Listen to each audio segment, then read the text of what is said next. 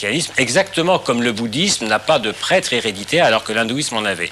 La grande hantise de toutes les religions nouvelles, c'est de continuer le pouvoir des clergés de père en fils. Alors par contre se pose effectivement la grande question, est-ce que Joseph était le père selon la chair de Jésus? Il n'y a pas de réponse simple là-dessus. Est-ce que c'est le père adoptif ou pas?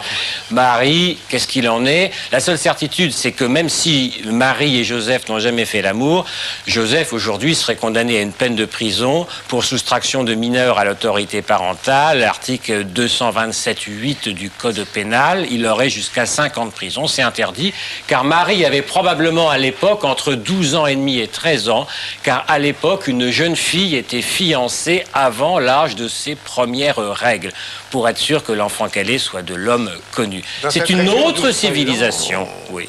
Les filles étaient réglées plus tôt. Hein. Et ça c'est pas certain. Monsieur Caratini, qu'est-ce que vous en savez? Enfin, c'est extraordinaire. Vous n'avez pas été gynécologue il y a 2000 ans. Non, mais enfin, on a quand même un certain nombre de textes qui ne sont pas religieux et scientifiques. Et puis de coutume, il y a des tas de pays dans lesquels les hommes épousaient, il y a même encore pas très longtemps.